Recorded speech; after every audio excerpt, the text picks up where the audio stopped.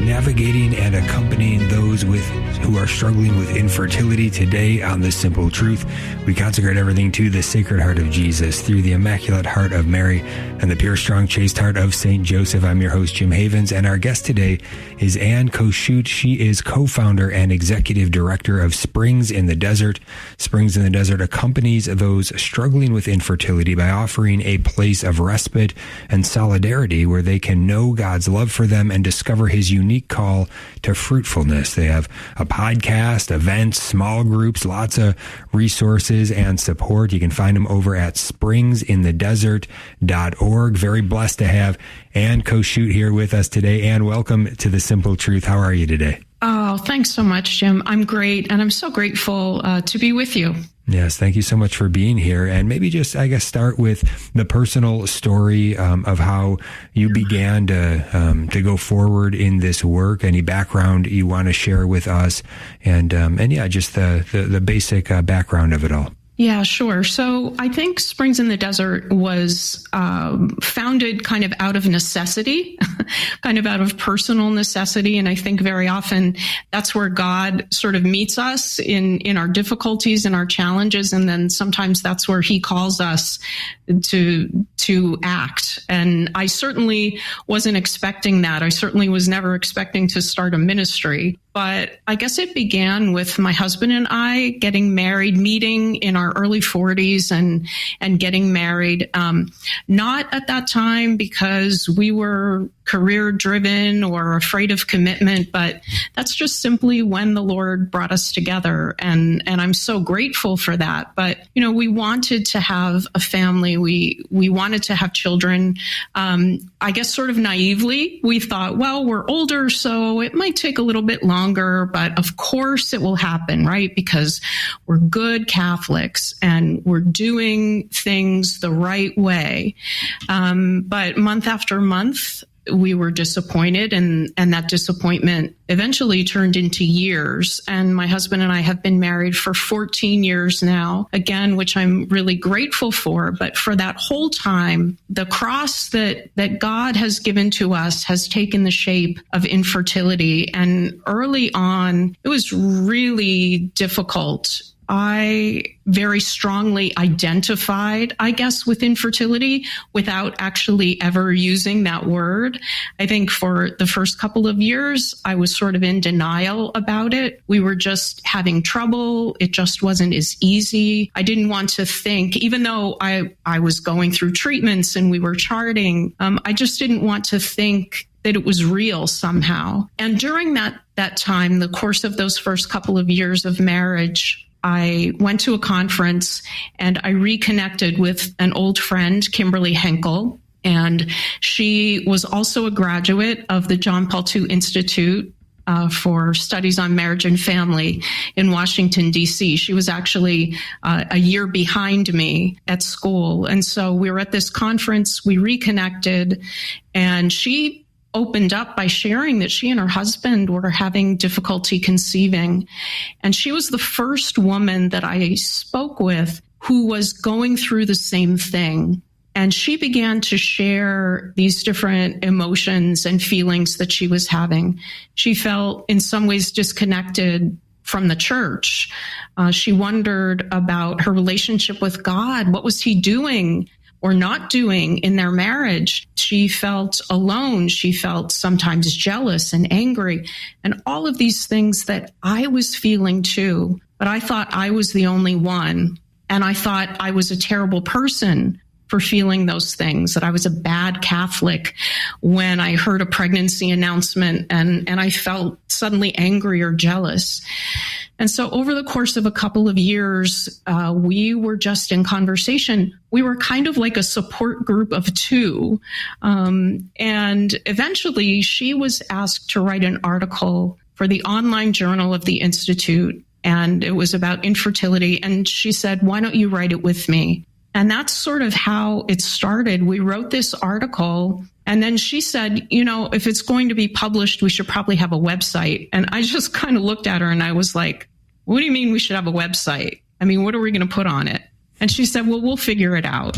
And so we did, and we figured it out. It started with a blog, and we wrote very infrequently. But when we did, we started to get a response, especially from women, and they were saying, nobody expresses these kinds of feelings. You know, nobody else has shared these things that I've been feeling deep in my heart and in my soul. And so they began connecting with what we were saying. And then we thought, well, I guess we're not alone after all. There are other people out there who are also feeling the way that we are, and perhaps not getting the kind of pastoral support and accompaniment that they need. And so eventually we were able to start to assemble a team. And now we have a beautiful team of 6 women, a few husbands. We have a number of contributors who write for our blog and do other things to help us to create more resources for this community that we have built. And so we were very unwitting founders of a ministry. In some ways, I think at least I went kicking and screaming, no, I don't want to be part of a ministry. But that's just exactly where God led us. Yes. Yeah. Amazing. What a beautiful story. We're talking with Ann Koshute. She is co-founder and executive director of Springs in the Desert. And what a website it is. What a great resource. springsinthedesert.org. Want to highly recommend this website as a resource that needs to be promoted, needs to be out there. I believe every parish should have this website on their website, a link to this website for those that are experiencing infertility, so they know where to go, so they do have someone that they can talk to, that they can listen to and hear the patterns, the various things that are so commonly experienced with respect to infertility. There's always going to be uniqueness, but there's a lot that we can know about what someone deals with when they're facing this struggle of infertility and how to best navigate this. The church gives us some beautiful points on this in the catechism, and then to flesh this out with a ministry that is really going to that presents this in such a way to really reach people where they're at and help them to move forward, to get to a place of greater fruitfulness in spite of the suffering that they're experiencing. Just so needed, so incredible. So again, springsinthedesert.org. Maybe if everybody can just maybe give it a little plug to their pastor or to their parish in some way and say, hey, can we just get this up on the website, or have the website or the website listed in the bulletin or something like that, some way to promote it, to let everyone out there know if they are struggling with infertility, if they are not really sure where to turn, if they could use some support and resources, they could be connected quite easily in this way. So Ann, as we unpack some of this today, there's so much here. So again, that's why I really want to drill down on the website so people know it. They can go there and learn as much as they want. But can you share with us first, I guess even just when we talk about infertility, you lay it out, you explain there are different kinds and types of infertility.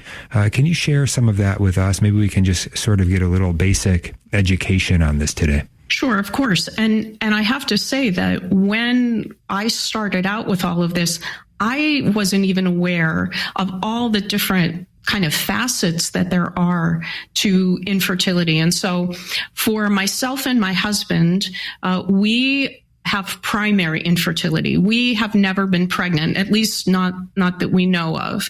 And so many of the people who come to our community, the women, the couples who come to us, have never been pregnant. And that's, a unique and painful cross, because that experience of pregnancy is, such a beautiful part of bringing children into the world. Then there is secondary infertility. This is something that I had never heard of until I was in this ministry. And that is when a couple has one or more children, but cannot continue to grow their family as large as they would want. And this is, not to compare crosses, right? But I think for those in our community who deal with secondary infertility, there is this kind of added layer, because they can feel sort of guilty or ashamed that they want more children and are not able to have them. They can sometimes feel reticent to come to a small group or on a retreat, or if they do, they feel like they can't share that perhaps they have one child because they don't want to hurt anyone else, anyone in the group who doesn't have children. And they also might be feeling guilt of, I'm not grateful enough, perhaps, for the child that I have. And so it's much more layered and complex than it might seem, at first. Mm-hmm. Yes, yeah, and it's always it's such an important topic too for all of us, whether we have had experience of infertility ourselves or not, because we sure are going to know people that are experiencing infertility, and how do we best love them in this? What do we say to them? What do we not say, right? Sometimes with secondary infertility, you might hear people tell you something like, hey, well, at least you have a beautiful family already, and that type of thing, which again, well-meaning, but maybe not super helpful what that person needs to hear in the moment. But that's why we need to talk about this. That's why we need some education in this. So we're blessed to have Ann Koshute with us to talk with us today. I'm sorry, Ann Koshute. We're going to be right back. springsinthedesert.org. Stay tuned. iCatholic Mobile is a proud sponsor of the Station of the Cross. Solid connections, reliable data. That's iCatholic Mobile, a 5G wireless provider dedicated to your faith and values. Enjoy unlimited talk and text, dependable coverage nationwide. And every plan has unlimited data and free roaming in Canada and Mexico. iCatholic Mobile, the service that connects you to what matters most. More info at iCatholicMobile.com. Welcome back to The Simple Truth. Jim Havens here with our guest today, Ann Koshute. She is co-founder and executive director of Springs in the Desert, springsinthedesert.org. She holds a Master of Theological Studies from the Pontifical John Paul II Institute for Studies on Marriage and Family at the Catholic University of America. And also, she and her husband Keith live in central Pennsylvania, are Byzantine Catholics who married in 2011. So keep them in your prayers as well. But talking about navigating infertility, accompanying those who are navigating infertility today. Very blessed to have Ann with us. We're going to get right back to her in a moment. But first, do want to let you know that if you are buying or selling a home, there's an easy way to help the Station of the Cross at the same time. It's called Real Estate for Life. Real Estate for Life has 1,400 experienced, morally grounded agents in the U.S. and Canada. Visit realestateforlife.org to find a Christ-centered, experienced realtor near you. And don't forget to mention the Station of the Cross.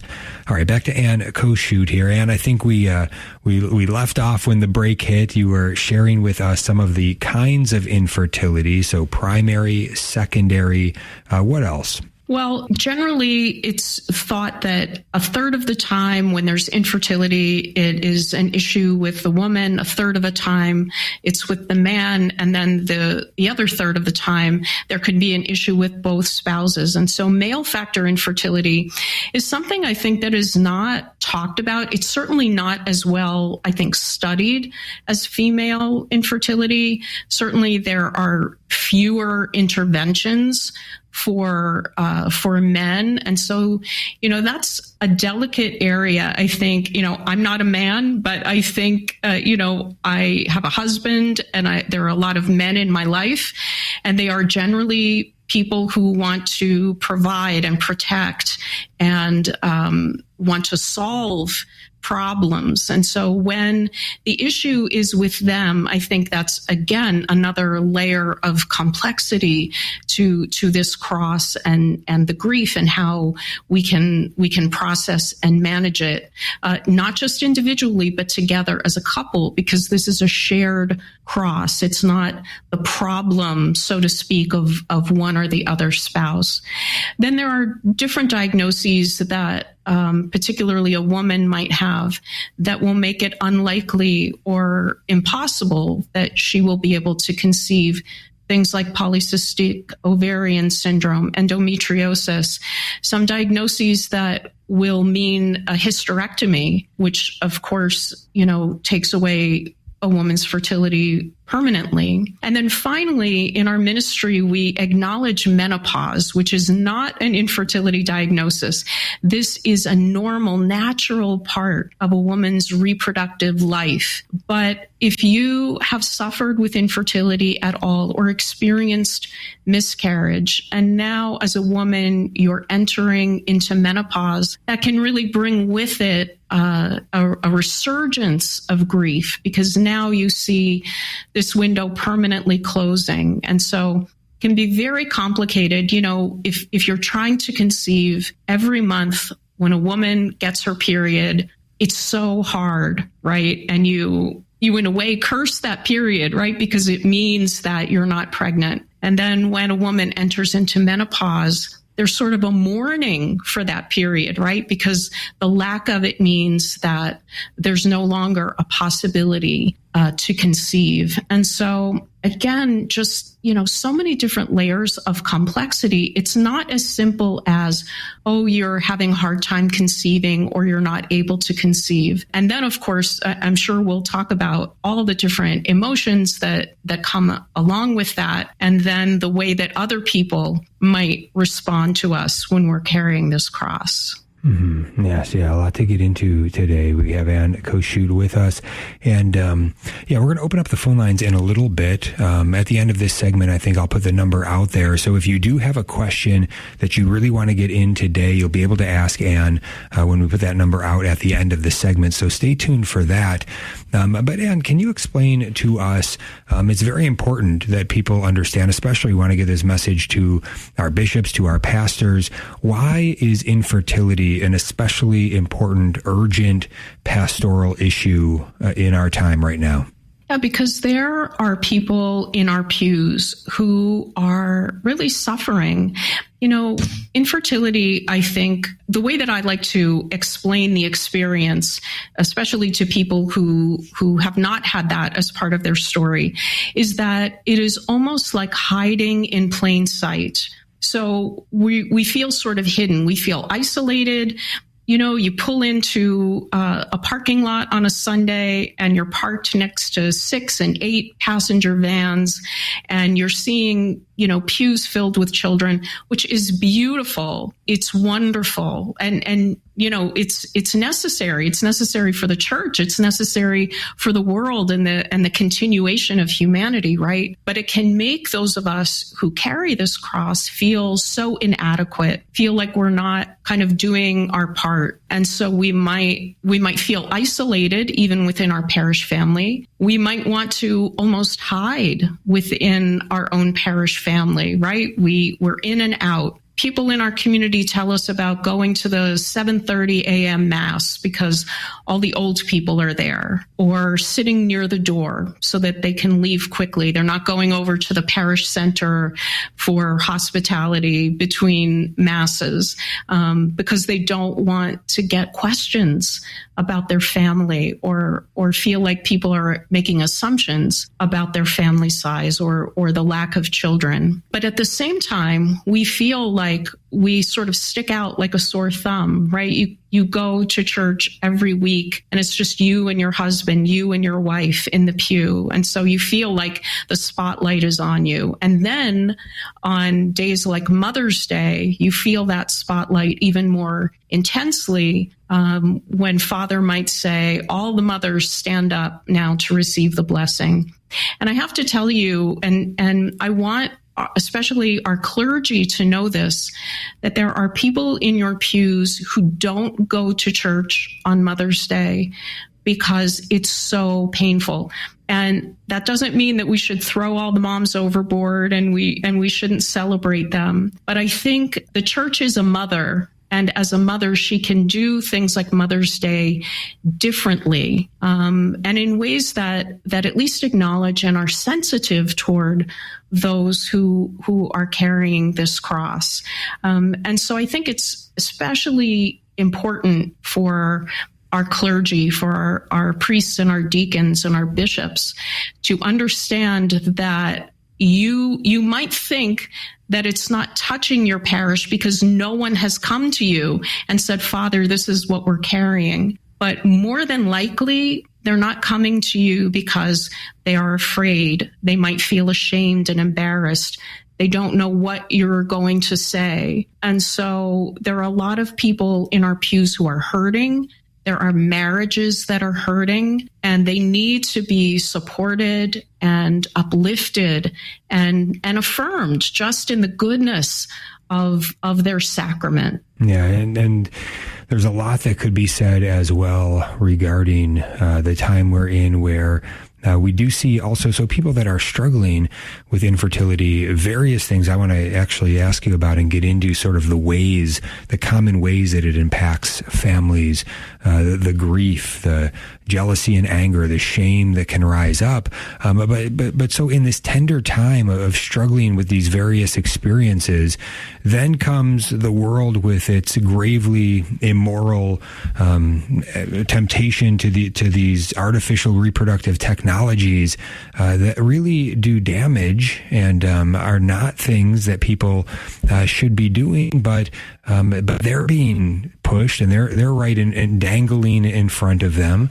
Anything that you want to speak to that today? Again, this could be a topic for multiple shows to dive into, but what comes to mind as you think about that? Yeah, I mean, that's such a good point. And of course, it's top of mind now, right? Because, we're in a political climate where things like IVF, in vitro fertilization, have really become, this sort of political football. And so, yeah, that makes it even more difficult for the couple who is struggling with infertility. There was a recent Pew Research study just this year asking Catholics a whole bunch of questions. And one of them was about IVF, in vitro fertilization.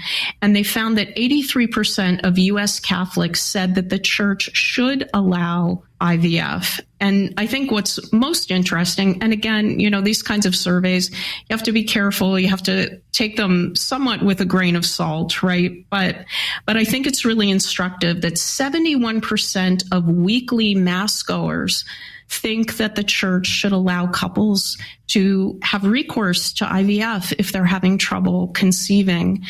And I think that that's a really important number for us to keep in mind, and to remember that we can't face this kind of issue, the deep problems with artificial reproductive technologies like IVF, among others, the deep moral and ethical and spiritual problems, but also to identify the real pain that couples are going through that can cause even faithful Catholics, even some that might be reasonably well-formed, to turn to things like IVF, because that industry sort of puts it out as the promise of kind of an easy answer. IVF does not solve infertility. It makes a woman pregnant, but it doesn't get to the root of why she's unable to conceive. And, I'll say that even in my sort of darkest, most desperate times when we were trying to conceive,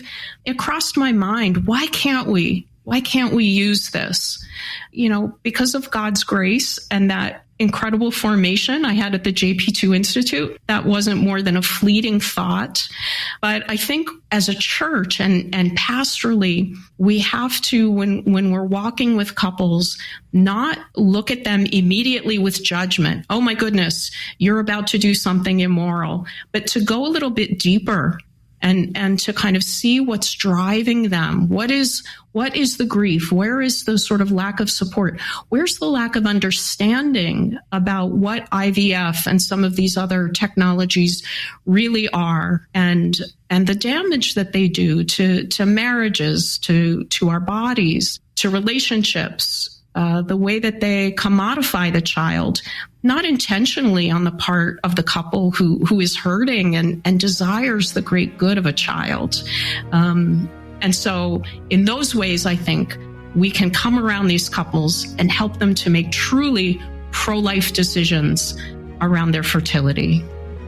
Yes, springsinthedesert.org. We're going to be back with Ann Koshute in just a moment. And if you have a question on any of this topic today of navigating infertility, accompanying those with infertility, who are walking with infertility, any question at all, feel free to give a call right now, 1-877-511-5483. That's 1-877-511-5483. We are very blessed to have such a resource as Ann with us. And again, the resource of the website, so vital, springsinthedesert.org. A great podcast there, events, small groups, lots of resources for support. We're going to dive in a little deeper when we get back. Stay tuned. Welcome back to The Simple Truth. Jim Havens here with Ann Koshute. She is co-founder and executive director of Springs in the Desert, springsinthedesert.org. If you have a question that you'd like to call in with today, now's the time to give that call, 1-877-511-5483. That's 1-877-511-5483. Going to get back with Ann in just a moment here. But first, don't forget about iCatholic Mobile for your mobile phone needs. When you subscribe to iCatholic Mobile, you do help fund the Station of the Cross. Check out iCatholic Mobile, iCatholicMobile.com. All right. And so the ways that infertility impacts families, very helpful to think this through. You present this beautifully. What can you share with us about the ways that infertility impacts families? I mean, first of all, it obviously impacts the marriage. And so, we are men and women, so we grieve differently. We approach these kinds of challenges differently. So you're having to navigate that. Then whatever we bring from our families of origin, right? Do we come from a family where emotions were kind of welcomed to be expressed, or was it the kind of thing where we had to keep things a little bit more buttoned up? And so in a marriage, there's that navigating kind of each other. And, there are so many different factors that can come in. I blame myself. I blame my husband. He blames me.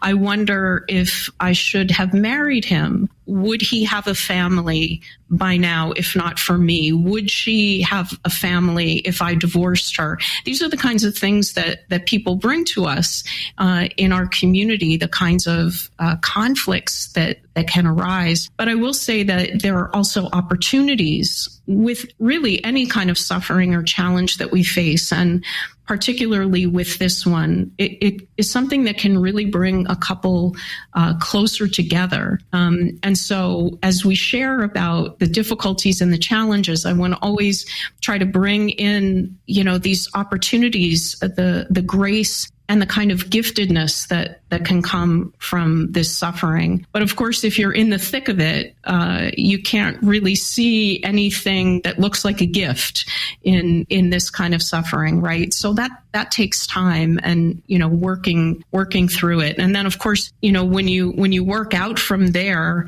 there's a relationship with God. And we can feel like maybe God has abandoned us, or perhaps because of the way that we lived our life previously, because of our sins, maybe God is withholding this gift from us. And so, it's spiritual warfare, Jim. Like, this is a place where the devil really can kind of zone in and begin to tell us lies about who we are and about our relationship with God. And so it's very important for us as couples to pray, to have recourse to the sacraments, to have a good spiritual father, spiritual mother, to help us along with this.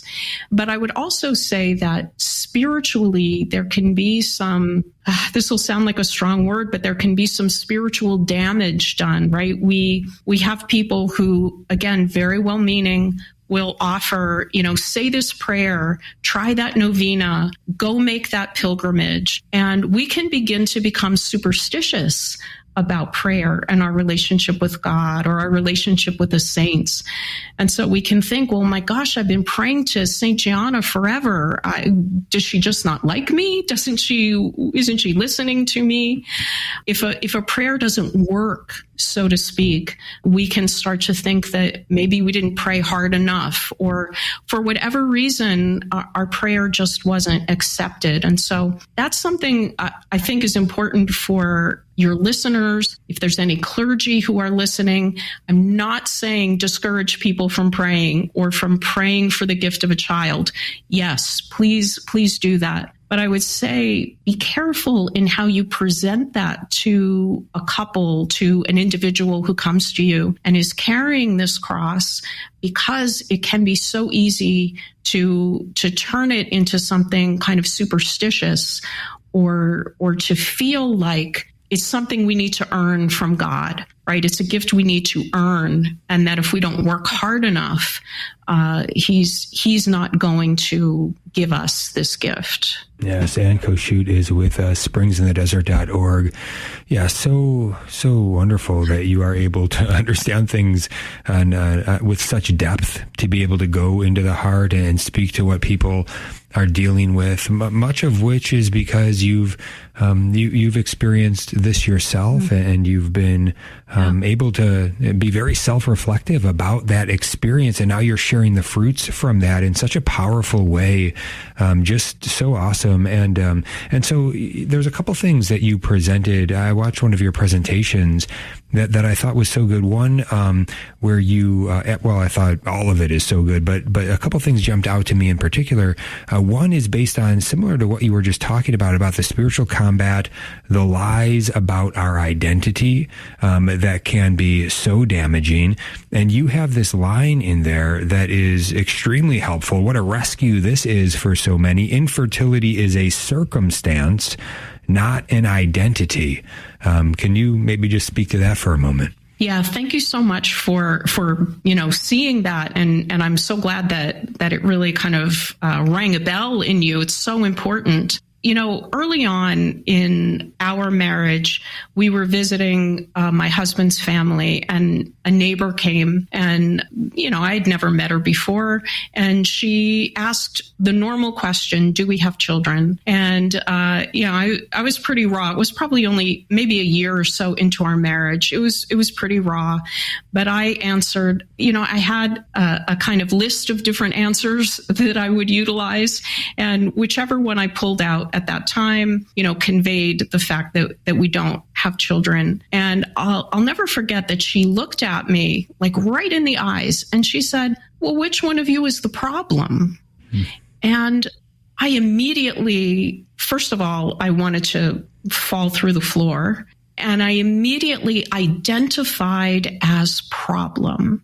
And so for our ministry, we are very careful about the language that we use. So we will not say, I am an infertile woman, or we're an infertile couple.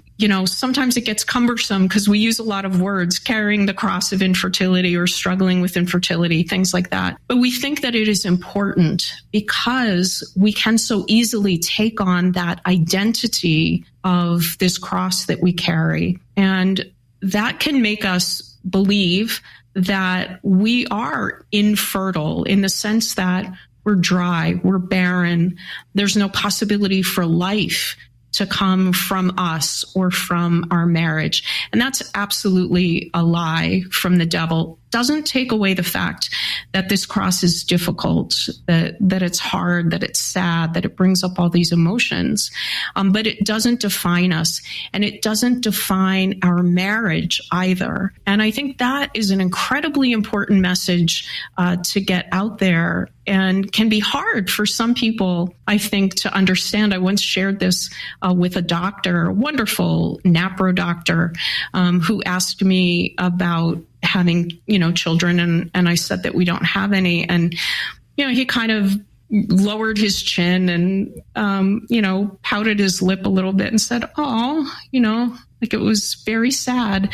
And it is sad. But I said to him, my husband and I have found so many ways to be fruitful. in our marriage. And it's been a great blessing. And so that's what we want to convey to people, that yes, infertility is sad. Yes, if you are having difficulty conceiving, or if it turns out that you never receive that gift of children, that doesn't define you or your marriage. And that's not a measure of your holiness or a measure of the goodness of the sacrament of marriage. Yes, awesome. And springsinthedesert.org. One of the other things that jumped out to me was it seems that your goal is to really meet people to where they're at, but then bring them along to the point of fruitfulness in carrying this cross of infertility.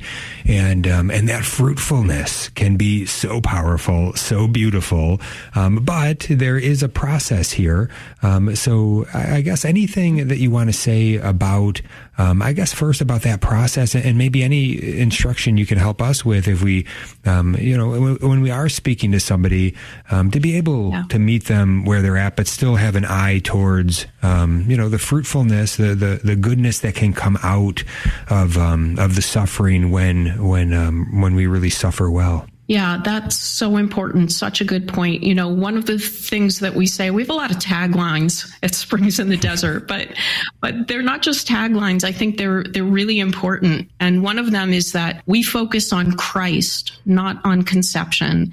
And that's very intentional for our ministry. And I think it is very distinctive among other ministries that deal with infertility, because we're not the place that you come to find out about treatments and charting and diets and all of those things, all of which is very important.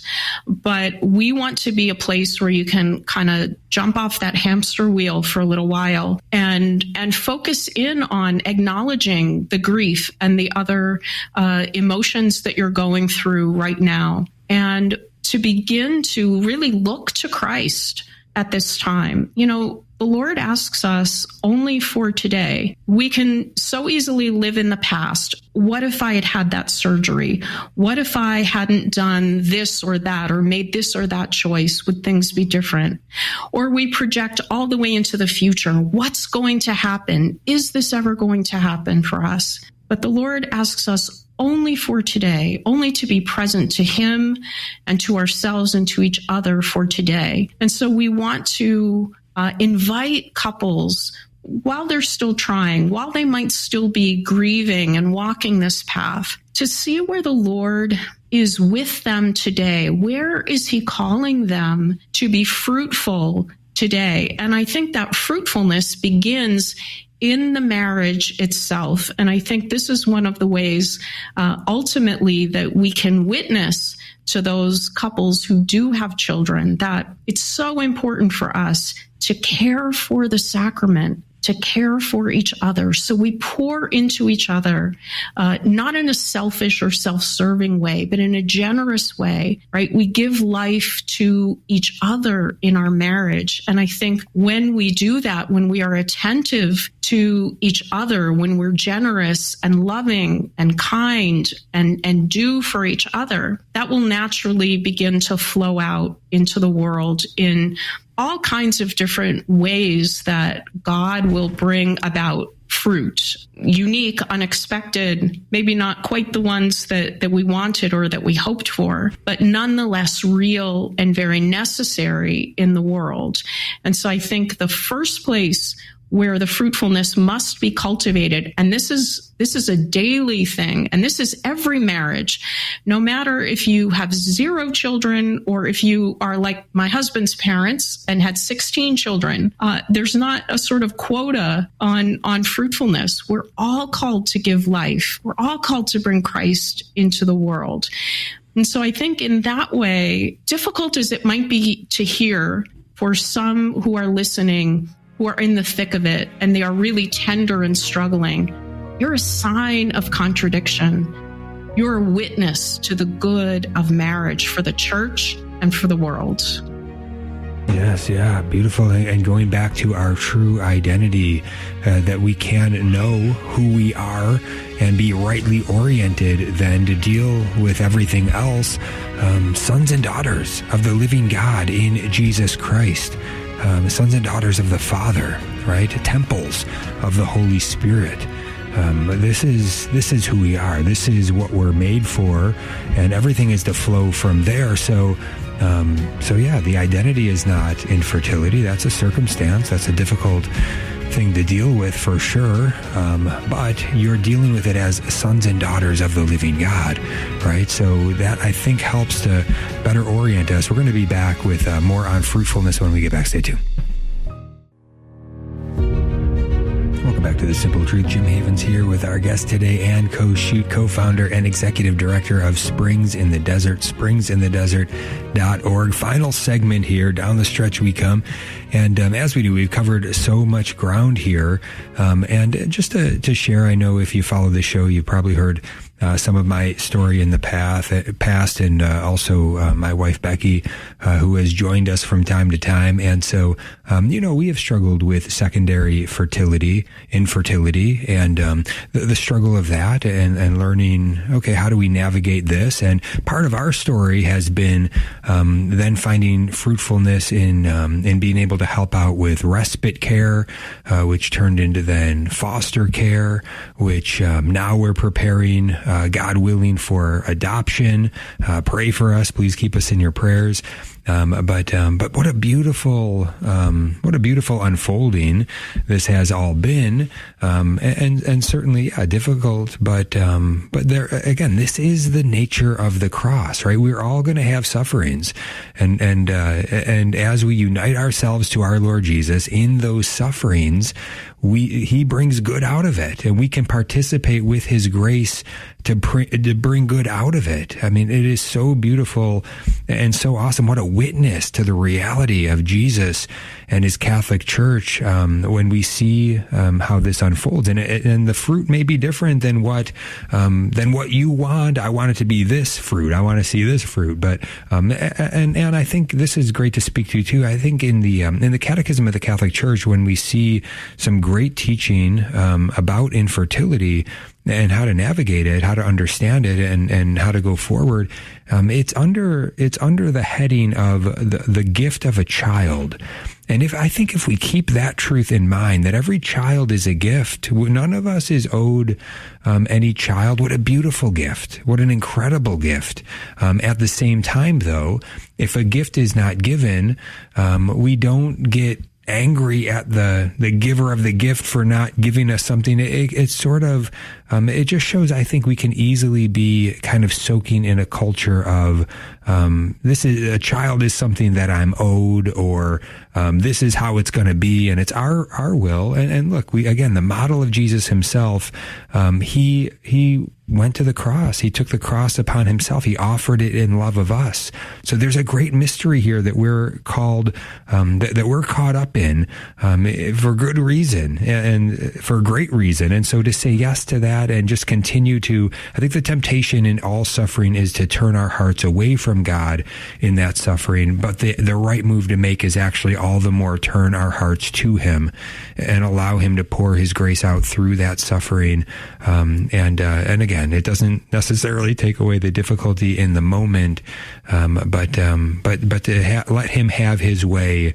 It is going to be a beautiful unfolding, and there is this sister organization to Springs in the Desert called Springs of Love. I just want to read a brief portion on this, and then Ann, please comment. But it says here, Springs of Love is a sister organization of Springs in the Desert, an apostolate that accompanies those struggling with infertility by offering a place of respite and solidarity where they can know God's love for them and discover His unique call to fruitfulness.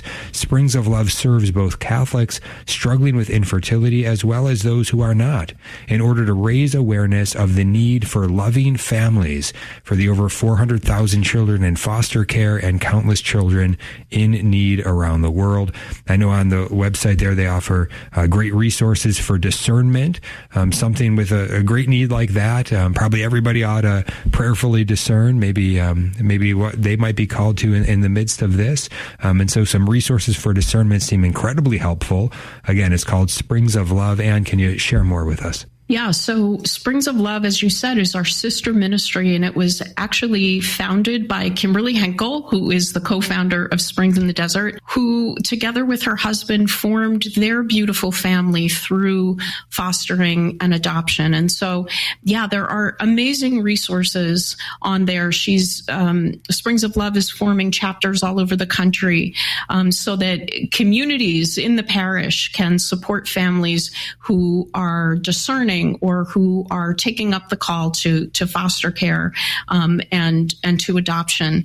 So I think, you mentioned that discernment, which is so important. I think, one of the things that we talk about at Springs in the Desert is the fact that every marriage has a mission, right? And that requires discernment. That requires prayer. So it requires communicating with God and communicating together with our spouse. And it also entails a kind of reevaluation. Where are we right now? What season are we in? What's our capability? What's our capacity? And so adoption, fostering, even as you mentioned, respite care, are ways of fruitfulness that can be discerned, not just by couples who are struggling with infertility, but by every Catholic couple, any Catholic couple who, has the means or might be feeling called to that. And so I think discernment is really key. And, that self-reflection and the reflection on the marriage and where we are, where might God be calling us right now? I will also say, though, as a caution, because you had mentioned, what can people say, or maybe what shouldn't they say when a couple is struggling with infertility? It can be easy, I think, to throw out solutions to people. And part of that is because of our own discomfort with suffering, right? And so we don't want to see someone else suffering. And so I know people have said this to me, well, why don't you just adopt? And adoption might be the pathway to fruitfulness that God has for you and your marriage. But when we throw out those kinds of solutions, or just pray harder, or just relax, or, myriad things that people will say to us, it can actually put more pressure on us. It can be even more hurtful to us. I think before we decide to make suggestions, we should really be in relationship with people. We should really be walking with them. And if the time is right, if the time is appropriate, we can then maybe ask about, have you considered adoption, or, any other way of fruitfulness? But just to be careful of being afraid of that really uncomfortable place, which is standing at the cross with the person, with the couple who is suffering. We try to think of all the things that we should say, or we try to solve their problem, right? And the simplest yet most difficult thing is to just be present with them at the cross. And then I think further is to affirm them and their marriage. You guys are a great couple. You have so much to offer to our parish or to our family. Let them know that you don't just see the cross, but you see the person, you see the people, you see the marriage. That's so very important. Yeah, and wonderful stuff. Again, much more at springsinthedesert.org, as well as springsoflove.org. Mm-hmm. And I think, a lot of times it's just a struggle to understand for everyone. At least I can speak for myself, just not knowing what to say, even in situations like at a funeral or a wake or something like that. And I think just give us a little advice here. It strikes me as you're talking that to focus on the fact that when it's early on and raw like that, where you can meet them is just, in a place of empathy, right? Maybe even just instead of saying anything, just say, how are you doing? Let them talk. I don't know. Any final words for us? Just meet them where they are and love them. That's really all. It's that simple and that difficult sometimes. Wonderful. Yes. Ann Koshute, just outstanding work. So wonderful. This is one of the great blessings of doing this work, is finding out about ministries like this, people like Ann Koshute and Kim as well. And just incredible. Dr. Kimberly Henkel. So springsinthedesert.org, springsoflove.org. Share them far and wide. Make use of them. And make sure to also pray for Ann and Kim, their families, their good work. God bless you all.